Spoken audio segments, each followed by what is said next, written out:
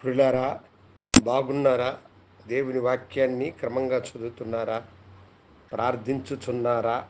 నేటి ధ్యాన వాక్యము 119వ కీర్తన 71వ వచనం. నేను నీ కట్టడలను నేర్చుకొనున్నట్లు శ్రమనొందియుండుట నాకు మేలాయెను. భక్తుడైన దావీదు చెబుతున్న మాట ఇది. ఆయన అంటున్నాడు, దేవా, నేను నీ కట్టడలను నేర్చుకున్నట్లు శ్రమ పొంది ఉండుట నాకు మేలు అని అంటున్నాడు. దేవుని కట్టడలను నేర్చుకోవాలంటే తాను శ్రమ పొందడము తనకు మేలు అని అంటున్నాడు. చాలాసార్లు మన జీవితంలో శ్రమలు, ఇరుకు, ఇబ్బందులు, బాధలు మనకు కలిగినప్పుడు ఎందుకు మనకు మాత్రమే ఈ శ్రమలు, ఈ బాధలు, ఈ ఇబ్బందులు కలుగుతూ ఉన్నాయి అని అనుకుంటూ ఉంటాం. మనిషి అసలుకి ఏ బాధ, శ్రమ కలగకుండా సాఫీగా తన జీవితము ముందుకి కొనసాగాలని అనుకుంటూ ఉంటాడు. అయితే ఇక్కడ భక్తుడు చెబుతున్న మాట ఏమిటంటే, శ్రమ పొందుట నాకు మేలు అని అంటున్నాడు. శ్రమ పొందడము ఆయనకు మేలు అంటున్నాడంట. దానికి కారణం ఏమిటంటే, దేవుని కట్టడలను ఆయన నేర్చుకున్నట్లు అని అంటున్నాడు.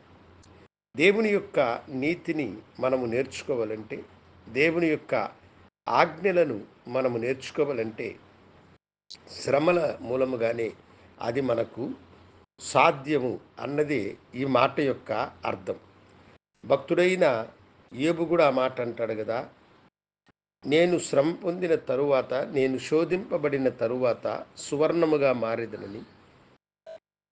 దేవుని యొక్క ఆజ్ఞలను మనము నేర్చుకోవాలంటే మన జీవితంలో దేవుడు అనుభవించేటువంటి పంపించేటువంటి శ్రమలను మనము అనుమతించాలి. దేవా, నీ శ్రమలు నాకు ఆశీర్వాదములు, అవి నేను నీ యొక్క కట్టడలను నేర్చుకోవడానికి నాకు అవి సోపానములు అని దేవునితో మనము చెప్పాలి.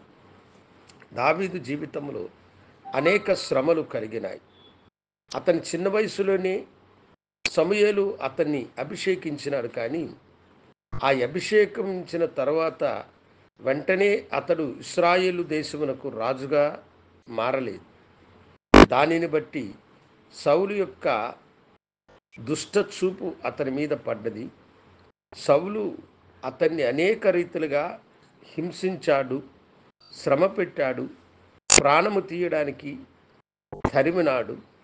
రాత్రనక పగలనక అతడు అడవులలో తలదాచుకోవలసిన పరిస్థితి ఏర్పడినది. అన్ని శ్రమలను అతడు అనుభవించి ఓర్చుకున్నందునే దేవుని కృపకు అతడు పాత్రుడైన మనిషిగా మారి, దేవుడు సౌలుకి తన కృపను దూరపరచి దావీదుకి తన కృపను అనుగ్రహించి ఇశ్రాయేలు ప్రజలందరికీ అతన్ని రాజుగా హెచ్చించి ఆశీర్వదించినాడు.